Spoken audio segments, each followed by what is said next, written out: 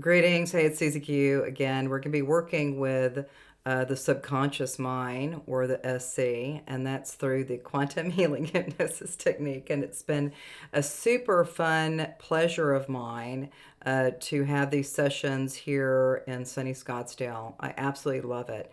So when we're working with the subconscious mind, and people may see it in a different way than I do, but this is the Susieisms, right? You know, that when we're working with that subconscious mind, all of the stories of our lives, all of our things that we knew that we had to do, or maybe we decided to let some things go, all of these energies are available for a person to start letting things go. And that subconscious mind, when we're working with the QHHT, is we really want to go in there. And as a practitioner, I just want to have that person to have some beautiful wins. And it's not about me, it's about the person that's on the daybed.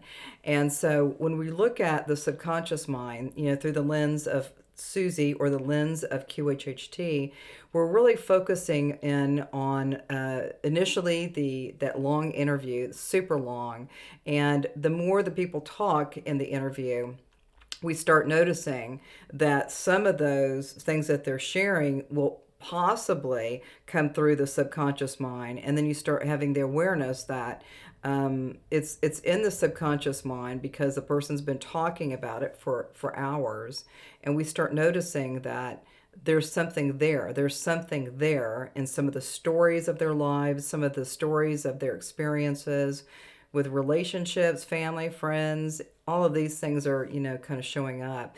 But when we're working with the subconscious, is that we start noticing, like, for example, sometimes the interview isn't as detailed, but certainly when we go into that subconscious piece, it's about an hour in the hypnosis session with subconscious, clearing, or looking at life in a different way.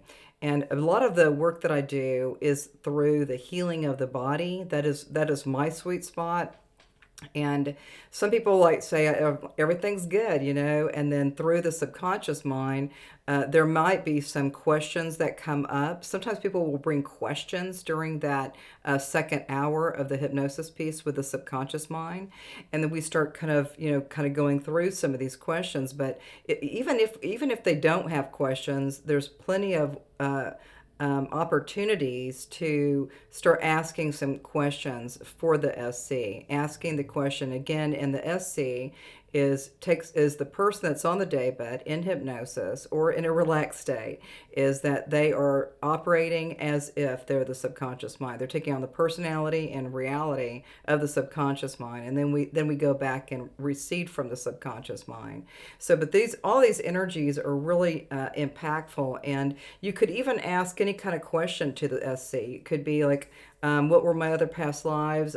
What's going on with my something in my body? What about my family members? I'm curious about my family members I never knew. Some of your ancestors come through, or what's next for me, or what's my next big event that I can create that is going to be perfect for me. And even when I first had my own session with another practitioner here, I did several of those with some of the practitioners here in Arizona.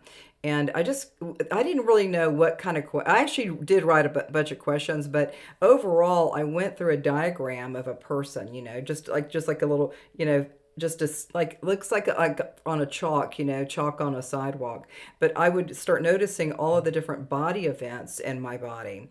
And from that, I learned is that, some of the big events that I could remember from childhood to now, a lot of them were on my left side. And Dolores Cannon always says the left side is the past life, and then the right side is the present life. And so, but there were some things kind of up in the midline as well, so some of those were big events. But that's kind of what I started working on. And then also, when I go into the subconscious mind, when a practitioner is giving me a session, I just start talking, and it's a different voice and it's a different articulation.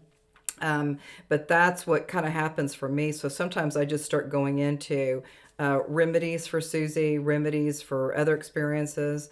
And all of that was really helping me because I think, before I wrote all those questions and most of the answers were already yes, yeah, that's what happened. Yes, but with the body stuff and with getting more remedies for myself is I've actually, it might have been maybe 2 years ago or a year and a half ago that I had that session about, what would be the best for me to eat or to experience, or what kind of foods do I need to do, or do I need to do juicing? Do I need to do? So anyway, so I did whatever I was told to do, I did it, and it was a part of me that just was just it, when I go into the subconscious mind, I go for it. I mean, there's a lot of yakking from Susie, but some people it gets more quiet, and then you might start being more curious for a person, like what are they experiencing and what do they need to know, and are they available to start letting some things go. So that subconscious mind is it's kind of it's like a placeholder. Like let's just say little you, 5-year-old you, or little 10-year-old you, or your present self, you just might start noticing that something happened in my field, and good, bad, or indifferent. I call it neutral, a neutral space for myself. And then we just start kind of just acknowledging that whatever happened, it's already gone, and you can let it go. And there's all these practices of letting it go and clearing the field. But I think the very best that we can do with some of these sessions is to just give that person on the daybed an opportunity to look at things in a relaxed state. Maybe they're not totally in hypnosis, but maybe they're stuck like Chuck on the daybed. But you start noticing that they're at that moment that they start kind of moving into, yes, we're going to clear something, we're going to maybe dissolve something. And it's not me encouraging that, but sometimes these things will come up where it's like, there's I think it's okay for me to let that go. I think it's free. I think I'm free enough to make some let things go.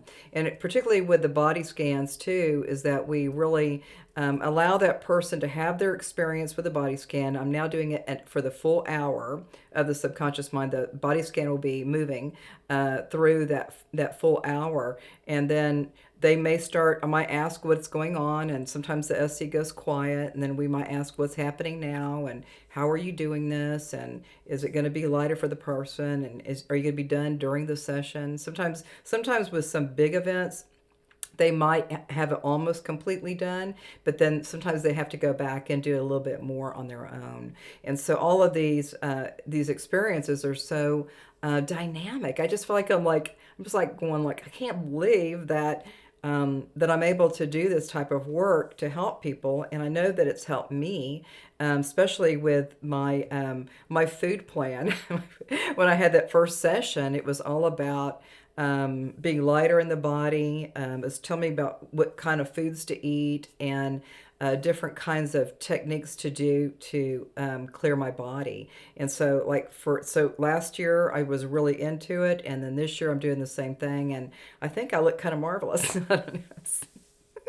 But it's kind of fun when you just kind of imagine, like, what if you had a guide for yourself, to help you understand a little bit more about your relationship with your body, your relationship with your family or your loved ones, your relationship with money or abundance, and your relationship with, just feeling good, right? So all of these things are helping us through the subconscious mind, and I absolutely love it. It's probably my favorite place to be in when we're having the sessions. But each level of the interview, going into the induction where they get relaxed, going into the first hour of a past life, present life, concurrent running timelines, as above, so below, or moving into the subconscious and then having a little bit of overview after the session. All of this is spectacular, and what I love it is that sometimes people take a little time to percolate, like what happened, and then eventually they'll give me a review. And so, like the other day, I just had an immediate review.